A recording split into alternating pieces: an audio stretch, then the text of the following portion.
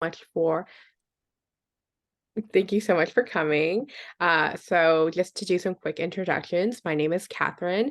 I am the coordinator for student community development at UC. So I kind of oversee and supervise the community coordinators, which we very lovingly call CoCos.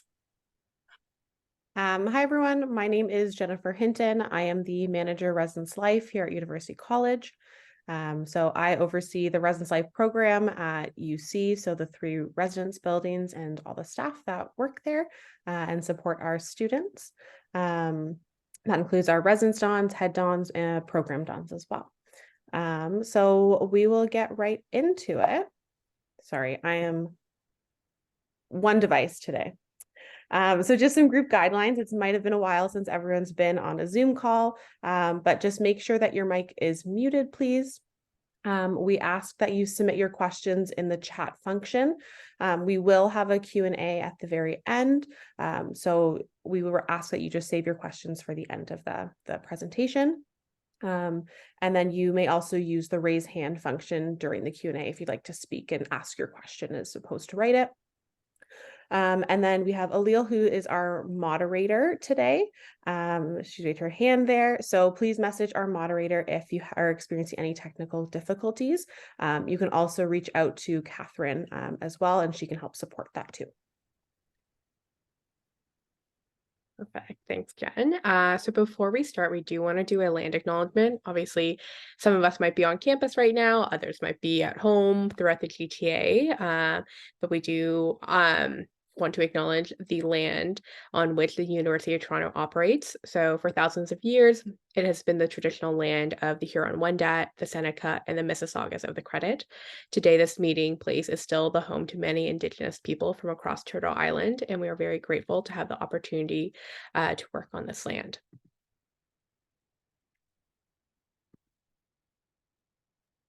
Right. So there we have our session outline. These are just some of the things that we'll be covering today. But before we get into all that, let's do some introductions. So hi, everybody. My name is Ulil. My pronouns are she, her. I'm going to be moderating this session. And then for the other Dons and Cocos, if you want to introduce yourself.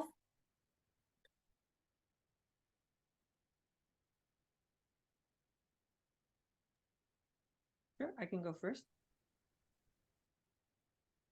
All right, hello everyone. My name is Pranay. I use he, him pronouns. This is my 3rd year of donning. I have been a residence don, I have been a program don, and now I'm a head don in my final year. I'm here to present, but also answer any questions that you may have. I'm in my 5th year studying human geography, history, and political science. So I've lived in residence since my 1st year. So I'm happy to talk about all of that and more. I'll pass it over to Veronica to introduce herself next. Hi, everyone. I'm Veronica. I'm actually a 1st-year PhD student. I just graduated from from undergrad this June, where I studied immunology and global health. Right now, I'm in the Department of Laboratory Medicine and Pathobiology. It's a mouthful. I was a program don my 1st year of donning. Then I became a residence don, and I'm a residence don again. So it's my 3rd year of donning. I'll also be presenting a part of today's info session. But yeah, okay, I'll pass it over to Kiara. Hi, I'm Kiara. I'm currently in my 3rd year and I'm in Rotman, and my pronouns are she, her, and I'm also a community coordinator or a CoCo. And along with Ilil and Akshita, we're going to just be presenting kind of what the CoCo role is. Pass it on to Akshita. Yeah. Hello, everyone. My name is Akshita. I'm a 4th year poli-sci student. I use she, her pronouns, and I'm also a community coordinator. And as everyone has said, we will be sort of here to facilitate discussion and answer any questions. The reason why I decided to be a community coordinator is I myself am a computer student, and I really wanted to contribute to the off-campus / commuter space at UC.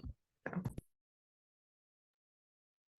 Yeah, I guess I'll introduce myself as well. I'm Danielle. I'm in my 3rd year studying English, history, and education. My pronouns are she, her. And right now I'm in my 1st year of being a program don.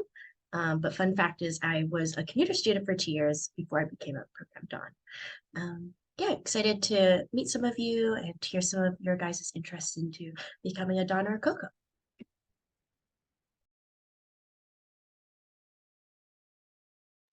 All right, cool. So we just want to have some input from you guys to hear about what you think some of University College's values are. So you can feel free to share some of your ideas in the chat or otherwise use like the raise hand function to share some of your thoughts. Yeah, anything is welcome. Feel free to start brainstorming.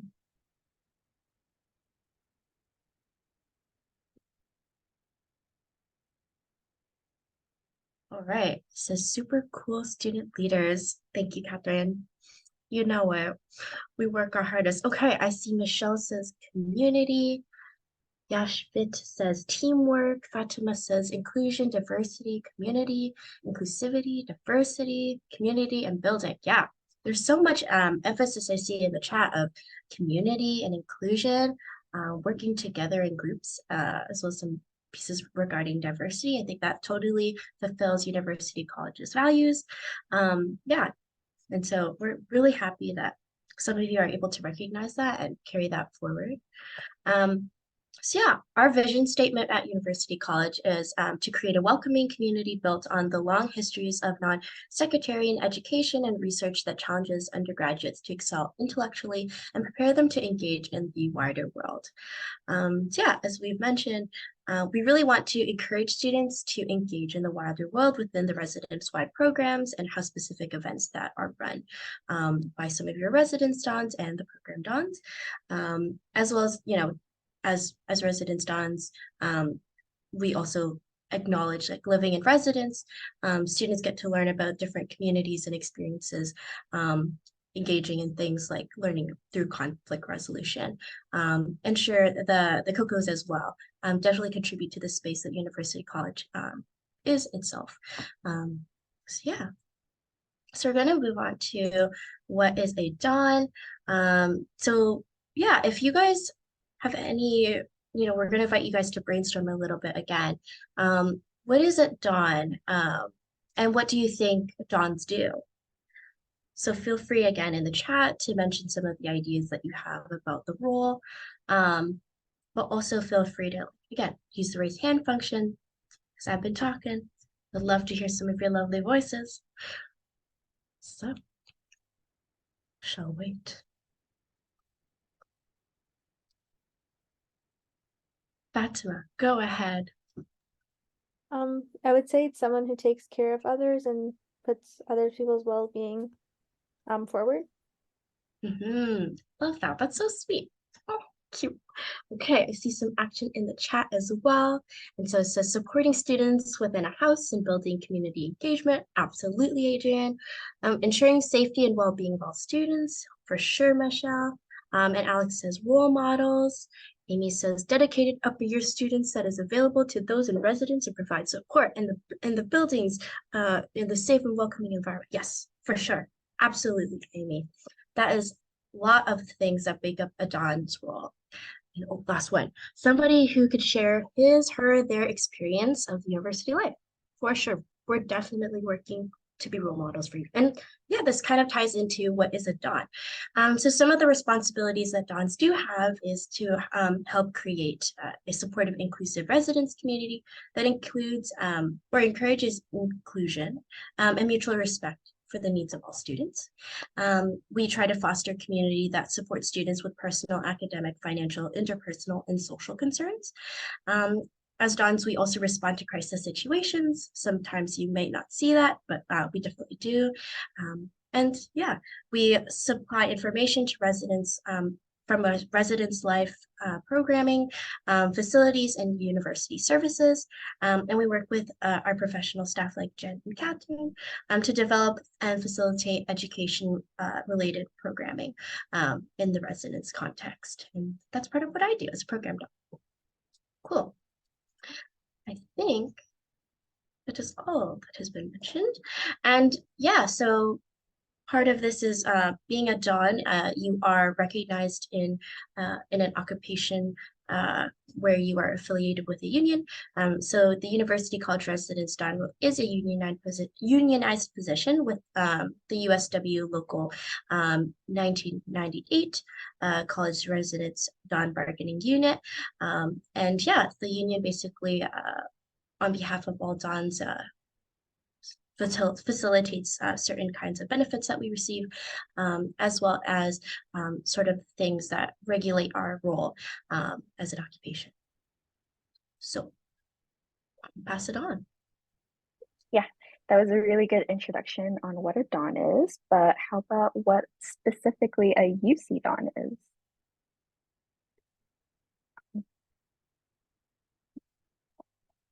So there are residence Dons in 3 buildings. We have Sir Dan's or Sir Daniel Wilson, Morrison Hall, and Whitney Hall. So we do have single Dons and co-Don pairs. So co-Don pairs are basically like houses where you have another Don that's paired up with you and you kind of Don together at the same house. We have 1 head Don in each of the 3 buildings. So for example, Pranay is a Morrison head Don. We also have the living learning communities. So this includes health and wellness, global perspectives, arts and culture, and life sciences. So Dons for LLCs or the living learning communities are basically just normal Dons. It's just you have your house is basically just communities of students that choose to be in one of these 4 areas. We also have 2 program Dons, so that includes Danielle this year. Okay, so there are quite a few similarities between these 3 roles. So for example, we have student support. So that may look different between each role. So for example, for a residence Don, you might specifically have things like mediating house concerns. Well, for a program Don, you would do the usual outreach and engagement, overnight on call, and responding to crisis situations, and that's the same as head Dons. Specifically for residence Dons and not program Dons, we have student one-on-ones and residence programs. For residence Dons, it's mostly house-related things. So for example, we have house talks, house events, and passives. While for program Dons, these residence programs are mostly residence-wide. So they would be open to everyone else in residence. So that includes house talks where program Dons are paired up with a residence Don to do house talks. Program Dons are also required to do 3 to 4 events per month and minimum 4 theme weeks. And they also have a liaison with the UCRC and the UC Lit and other student groups as well. When it comes to meetings, residence Dons and program Dons attend the same ones. For example, house meetings, building team meetings, full team meetings, and staff support meetings. So that's where you would meet with one of the professional staff, such as Jen. And for program Dons, there are specifically the UCRC General Council meetings, which is the Residence Council. And finally, for head Dons, on top of what they do of the roles of a normal residence Don, they also have building team support. So they kind of Dons a little bit. So yeah, like for example, Pranay would have one-on-ones with all the other Morrison Dons as well. They would also support planning and running of the pre-service training, support Don hiring, and also attend all of the same meetings. Additionally, the biweekly head Don meetings with staff. Okay, so yeah, previous slide is basically a general overview of the duties of a Don and may not include many of the specific duties and responsibilities of a staff member. So here's what a life of a Don looks like. This is particularly a busy week, a busy month actually. So this is just an example of what it would look like in a more busy month. So for example, on Sundays, we would have bi-weekly team meetings or full team meetings. And then maybe on Tuesday, you would have 2 one-on-ones with students that you would schedule. And maybe the week after, you would have a one-on-one with one of the professional staff. You'd have maybe a house social event that you planned on a Thursday, and the next day you would have a one-on-one. So one-on-ones are basically just conversations with students, and that could take place like any day of the month, basically, as long as you're available. And you would have 2 to 3 on-call shifts. So for example, on the 23rd and 31st, you would have an on-call shift. Oh, and also the 6th. And another responsibility that you would have is meet with House executives on the House Council. So that would preferably be right before the House meeting. So we'd see on the 14th, and then we'll have the House meeting on the 15th. But sometimes there might be something that's unexpected. So for example, a student concern or crisis. This is something that can happen at any time and is not planned. So that's what it looks like.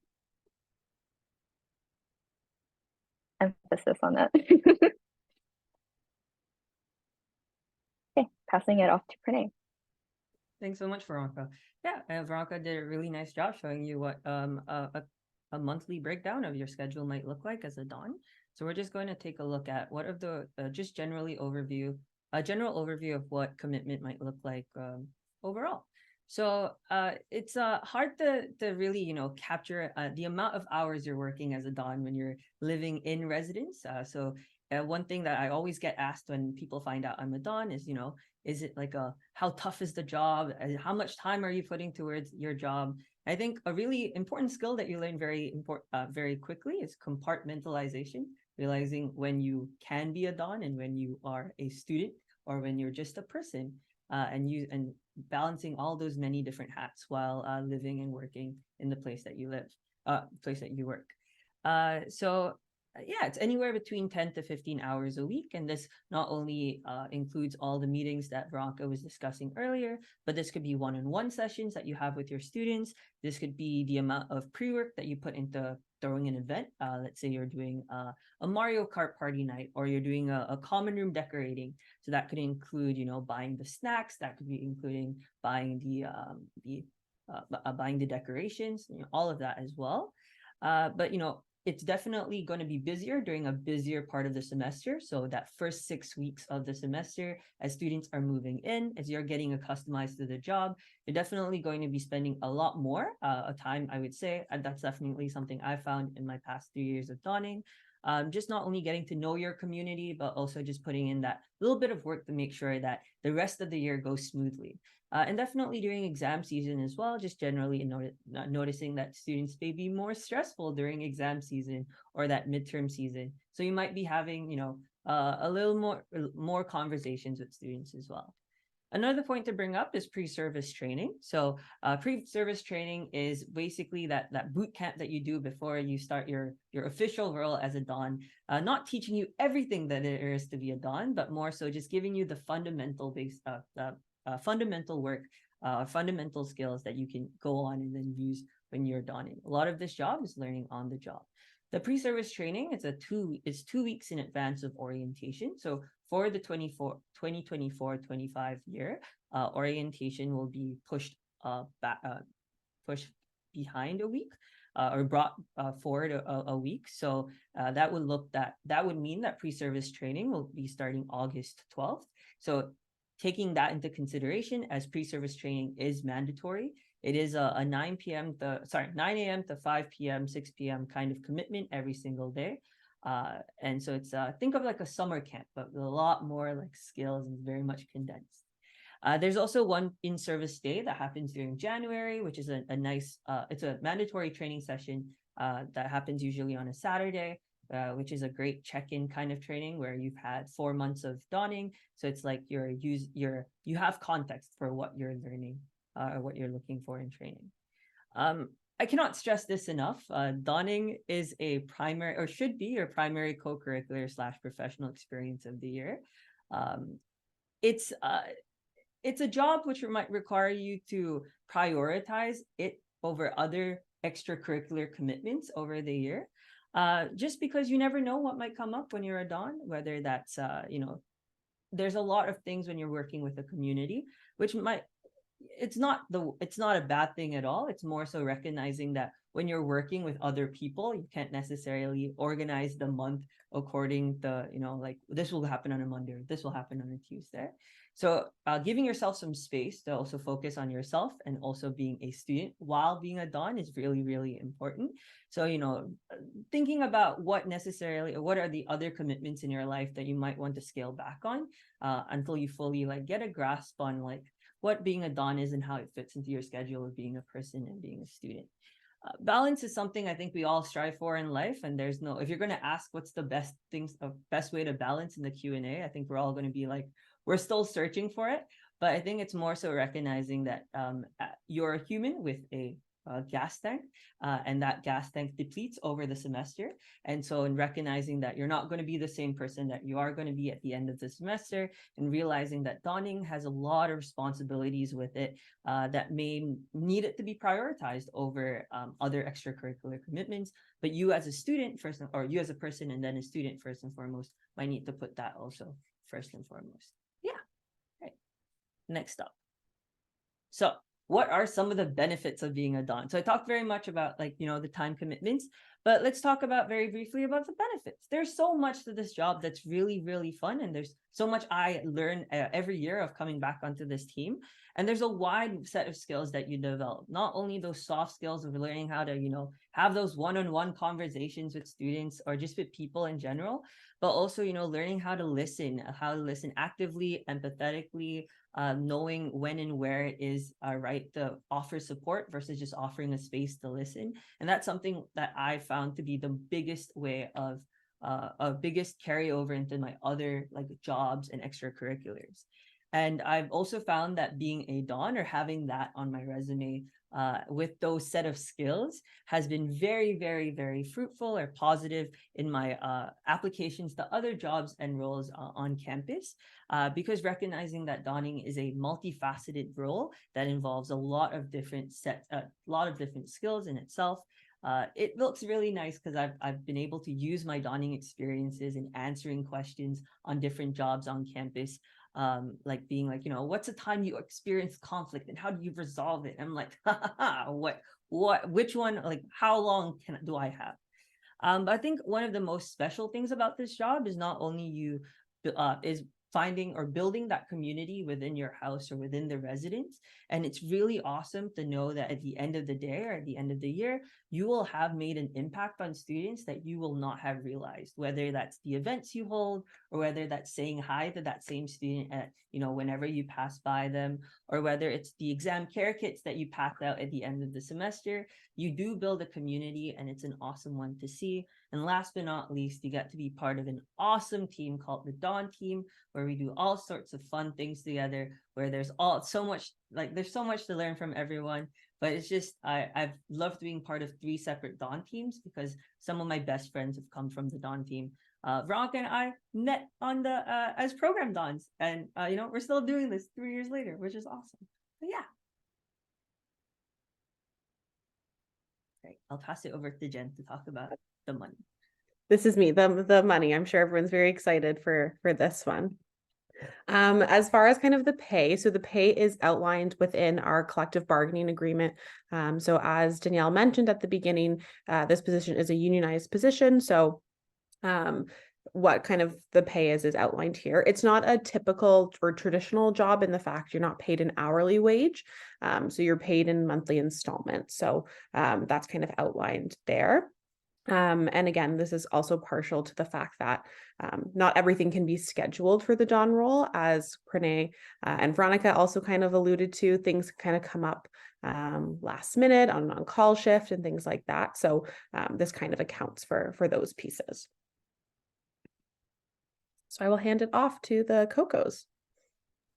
Yes, thank you very much. So on to the CoCo side of things. Before we sort of jump into what is a CoCo, let's just again have a quick brainstorming session on what are the roles that you might anticipate as being a CoCo, or sort of the values and the skill sets you may need to be a community coordinator at UC. And of course, there's no wrong answers, just sort of raise your hand or sort of write in the chat what you think a CoCo does or what it means.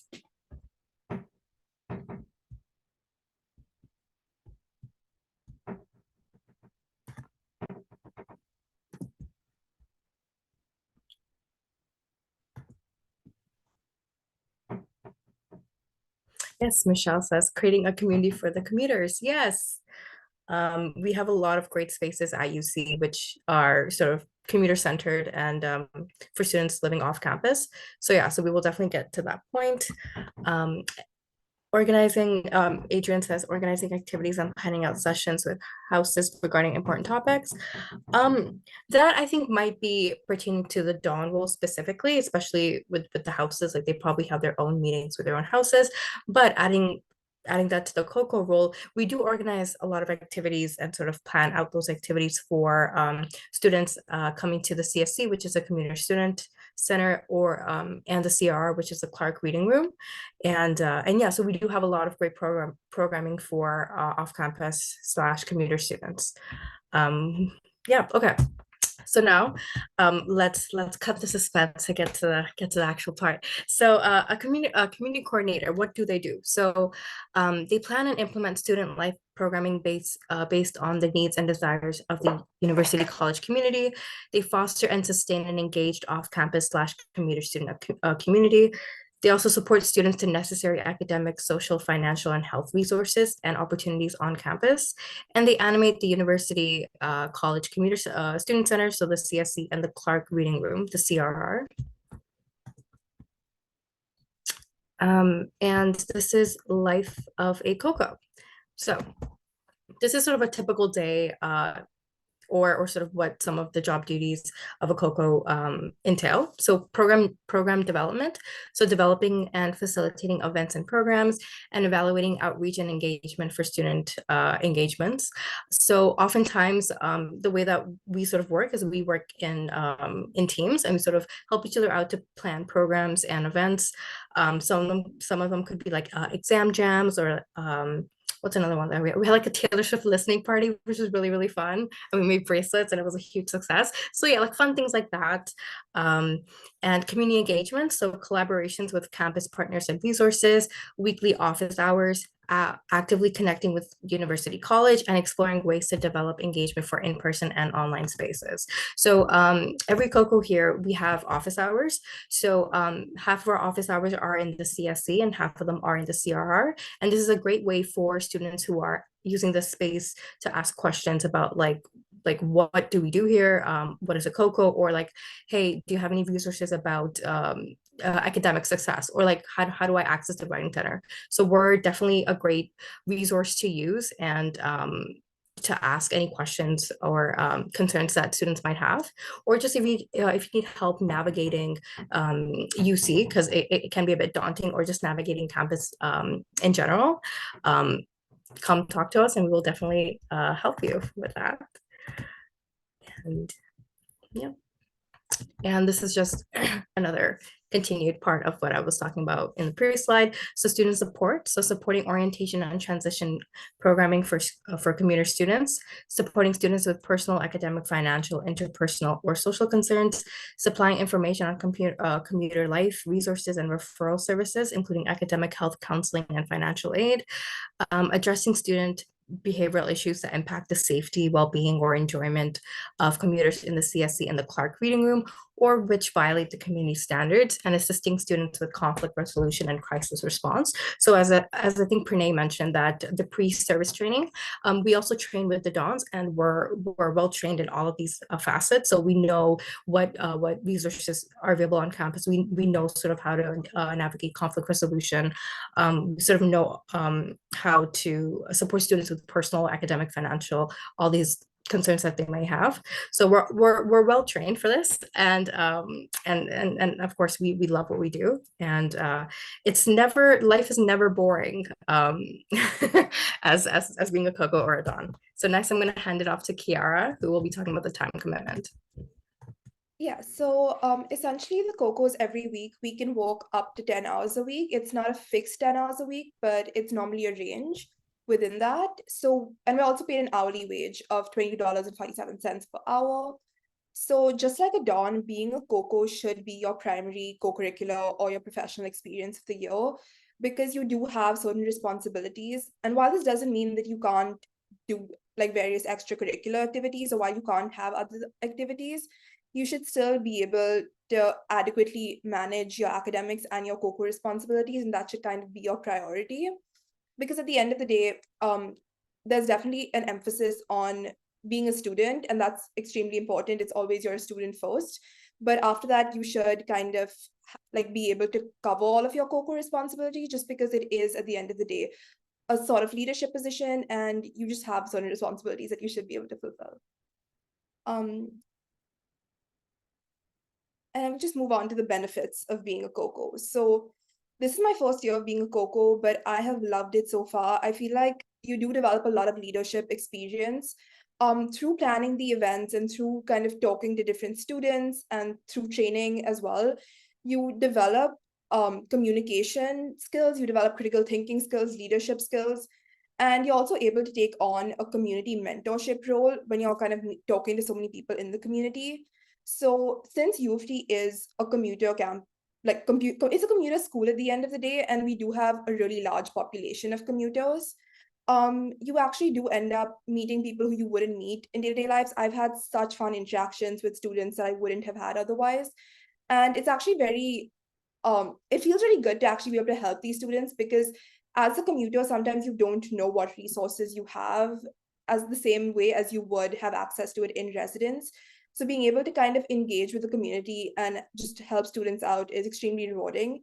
And at the same time, you also gain like professional skills. You gain like I mentioned, the leadership and community building communication skills. And this all applies to your personal growth, as well as you can apply this professionally when you're applying to other jobs, just in your career in general. It's honestly a great role, and I love it. And I'm going to just pass it on to Kate to discuss the eligibility. Yes, thanks so much, Kiara. So the big question, are you eligible to apply to be a community coordinator or a Don? So this goes for both roles. One, so you must be a registered full-time student at the University of Toronto for the 2024-2025 academic year and being in good standing, meaning right now, like say you just finished undergrad last year, but you're starting your master's in the 2024-2025 year, you are eligible to apply for either role. You must also be able to perform as a Don or community coordinator for the entirety of the 2024-2025 academic year, which includes pre-service training that Pranay mentioned. Because orientation is starting a bit earlier this year, pre-service training has been brought up. So it will be from August 12th to August 23rd, 2024. So those dates are like mandatory dates that you will need to be there for training. Again, it's very much like a 9 a.m. to 5 p.m., 6 p.m. type of commitment. So kind of like a full-time job hours. So just keep that in mind. For the Don role, it is recommended that you have prior residence and or group living experience. However, this is not mandatory. It is not a requirement, but it is just something that is recommended. And on the other end, for CoCos, it is recommended you have prior experience to living off campus or commuting to campus. And then, but again, this is not a requirement. It's just something that is recommended. Okay, so looking at the application process, so a couple of points to consider when applying. I think the number one question we always get is, what kind of person are we looking for when we're hiring for either a Don or a CoCo? And I think it's important to remember that we're not looking for a specific person. We're not looking for, extroverts or introverts or anything like that. We're really looking for a diverse group of students. So students that are our leaders and students that we think will be able to help support and connect with our students. So making sure when you're thinking about applying, how you're able to take those leadership opportunities and those skills that you think would apply and be applicable to the Don and CoCo role, and really highlighting those for us so we can see what type of Don or CoCo you would be. So as far as the hiring timeline, so the applications are open. So they opened on December 1st and they close. So after we come back from the winter break, so Sunday, January 14th at 11:59 p.m. There is an application form. You can find the link on our website and just submit there. And then all the applications will be reviewed, and we will be having a mini interview. So the mini interview is a asynchronous interview, so it's a video recording. The dates that we have there, the 19th to the 23rd, that's the amount of time that you have basically to complete it. So that includes when you receive the invite to the mini interview, and then the amount of time you have until you can complete it. And then from the mini interview, we'll review those, and then a select number of folks will be invited to our group interview, so our carousel, and that's Saturday, February 3rd. We don't have the exact time scheduled, but you can anticipate it being between about like 10 to 2. So basically the group interview, it's an opportunity for us to see a number of students at the same time. And we kind of have you go through a number of different activities. Each of them is looking for very specific things we're looking for in the Dawn role. And then offers of employment will go out mid-March. So we will be reaching out mid-March to let you know if we are able to offer you a position for either the Dawn or the CoCo role. We will only be contacting successful applicants as they move forward. But if you make it to the carousel, you will receive either a yes or a no. So you will have a definitive answer if you do make it to the carousel. But if you, let's say, don't make it to the mini interview, you won't receive a communication from us, unfortunately. But for more information and some more detailed pieces, feel free to look at our website as well. Okay, so those are all of our not questions, but all of our info. So I'm going to hand it off to Alil to get us started with our Q&A session. Right, perfect. Thank you. So if anybody has any questions about anything you just heard about the CoCo role, about the Dawn role, feel free to either put them in the chat or click the raise hand button if you want to say them out loud.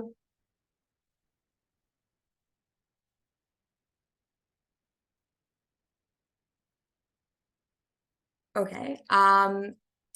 Wait, hold on, I'm clicking on the chat. Okay, we're good. Okay, I will ask a question. Oh wait, great, we have a question from Michelle. Is the group interview for Dawn and CoCo separated, or is it going to be together? So I can actually answer that. I think if it's the same as last year, then it is together. It's the same questions, it's the same process. Dons and CoCos get to interact a lot with each other, both during the application process and during pre-service training. So it's kept together. Yes, Emma. How many Dons are hired? I can answer that question. So we hire 23 Dons, and that includes our 3 head Dons and our 2 program Dons. The number of Dons we hire from Carousel will depend on the year. So we also have returning Dons who are looking to return as well. So it will really depend on what our returning population looks like. So some years we have a high returning rate, and some years we have a bit of a smaller returning rate. So we don't know the exact numbers just yet. And that can also fluctuate in the summer as folks, accept grad school applications and things like that. So things can sometimes change on that. But 23 is the number of Dons we have. Okay, thank you. I just had one more question.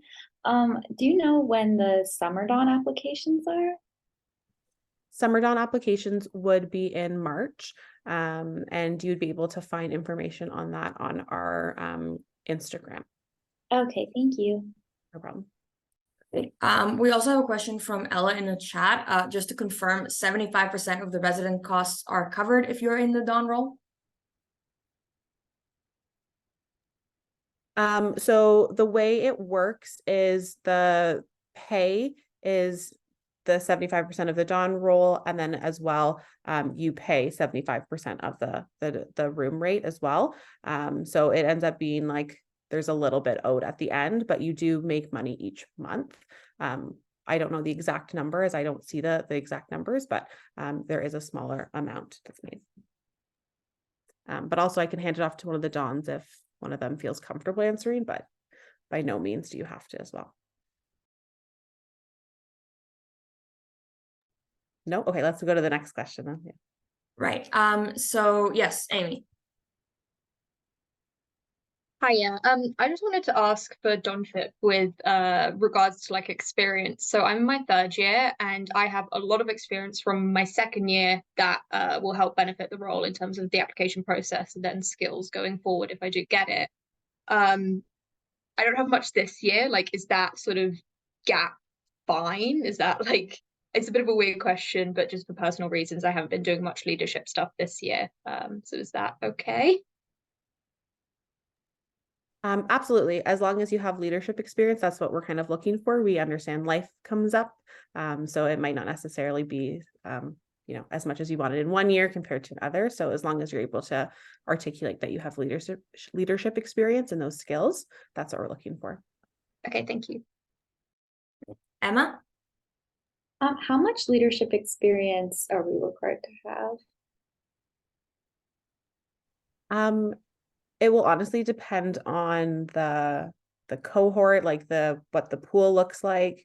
But as long as you can say like you have some leadership experience, and that might not necessarily be UC leadership experience, it could be experience from high school, it could be volunteering with maybe a church or volunteering with a program in the community. That all counts as leadership experience. It doesn't just have to be UC specific.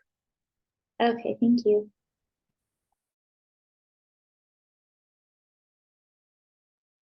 Okay, are there any other questions from anybody? If not, then for now, I will ask one for all of the CoCos and Dons, which is the question that Pranay kind of referenced earlier. How do you balance your own personal life and your goals of donning / CoCoing while so doing your job, being a student? How do you not find yourself overwhelmed?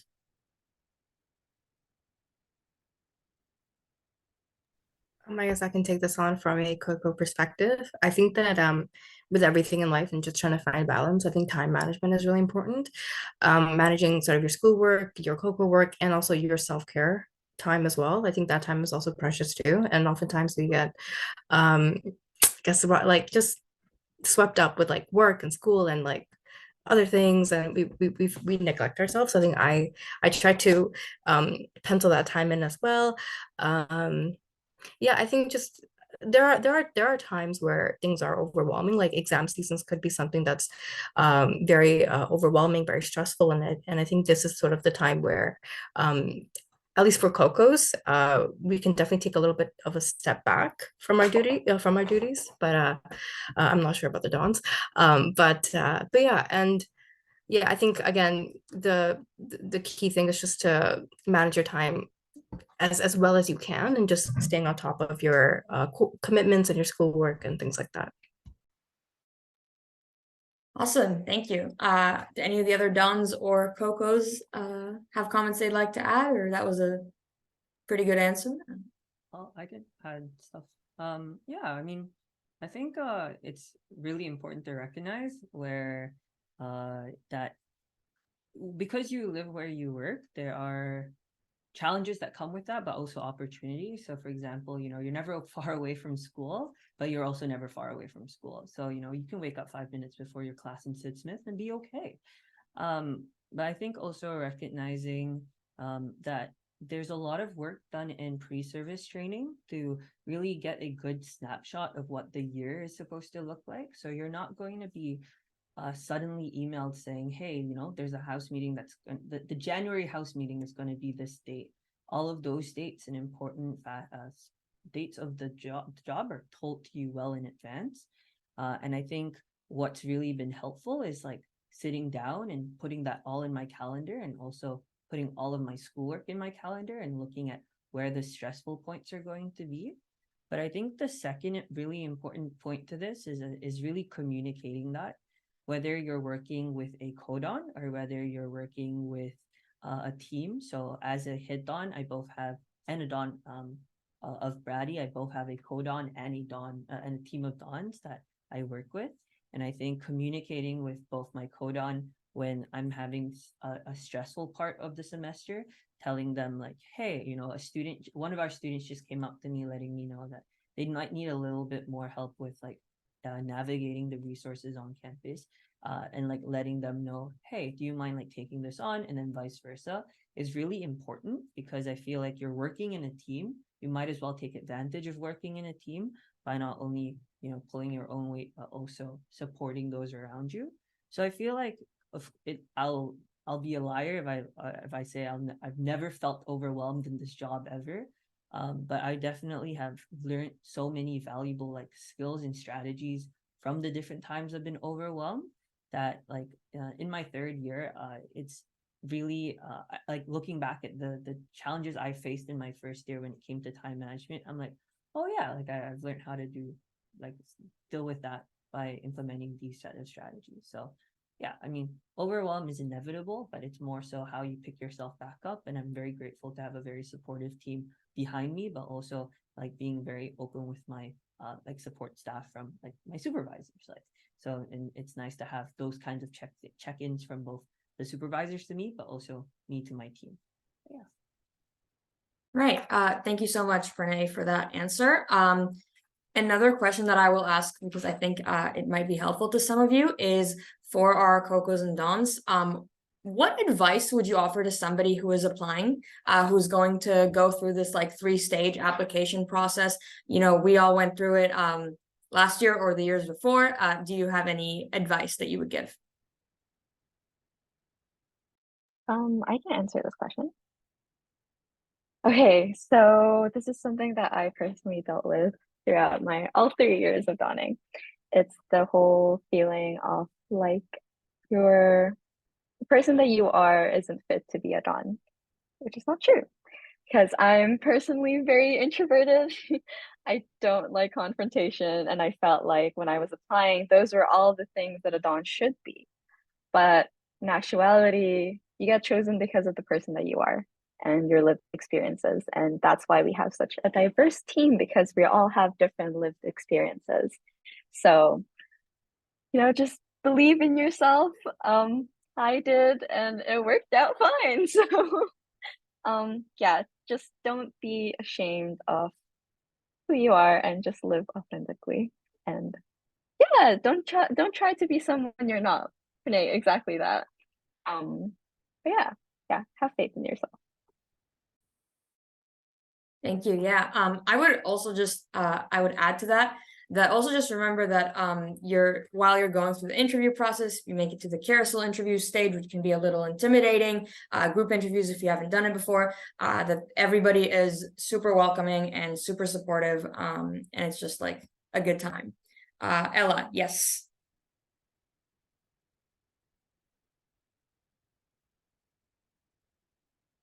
Ella, I don't know if like you have like the raised hand button, if that's on purpose or okay, it was not on purpose. All right. Does anybody else have any questions?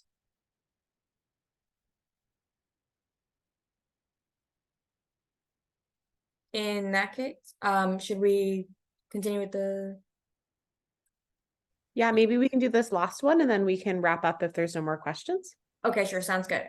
So then what is the biggest surprise that you have found, positive or negative, about being a Don or a CoCo? I can answer this question. So as like a program Don, it's a little bit different than like the residence Don role. So I don't run any like house meetings, but I do run some house talks and things like that. But regardless, that's not part of my answer. I think I found it so surprising that as a Don, I had so much flexibility in navigating the role with the support of our professional staff. Like every single professional staff that I got to meet in my role has been so supportive and accommodative to yeah, some of the requests that I've made to accommodate my schedule, or yeah, just offering me some really great advice and insights whenever I had any questions. So it's not to say that I didn't expect it, but I just found it to be one of the most pleasant surprises out of my time working in UC, especially not being a UC student, not living in res before, and being like basically like I'm a full-on baby. Like I have no experience in anything, and everyone has been so nice and welcoming to me. So love the team.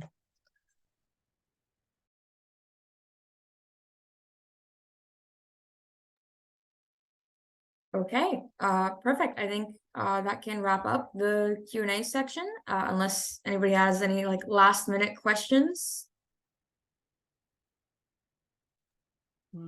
I think one thing to add to Veronica's point about not feeling like you are like I'm not fit to be a Don. I think there is no such thing as a perfect Don, and I think that's very, very important to recognize. And I think something you want to try to like, you want to be yourself, not this perceived notion of a perfect Don. But I think the biggest surprise I found after after my first year of donning was how much of an impact you can have on students that you may never see again. And I think that's undeniable. Like, you will never understand your impact fully ever. And that's just something you have to live with. Because I found that in my first year of program donning with Veronica, we had events where, 65 people showed up and we were like, oh my God, this is amazing. But then we also had events where like 2 people showed up. But these 2 people are like people who then went on to have roles in leadership roles in like the community, just because like they had a really awesome time hanging out with Veronica and I doing some fun activity. But I feel like you don't realize the impact that you have until like years later, months later, when a student of yours comes and is like, hey, like, do you remember that event you had? Like that event I went to is the reason why I'm like in the program that I'm currently in, or things like that. So I feel like don't discount yourself just because you don't see the immediate effects. You impact so many people in this role more than you realize every day, just by being yourselves. So that's the really fun thing about this role. Awesome. I think that's a lovely place to end today. So we just want to say thank you so much to our Dons and CoCos for coming and chatting with everyone. Thank you for everyone who came out tonight and gave us some of their Tuesday evening. If you have any other questions or anything like that, I think I have a contact. Yeah, feel free to reach out to myself or to Catherine, and also like you can just look at our website as well. So there's information there. But otherwise, thank you so much and have a wonderful night.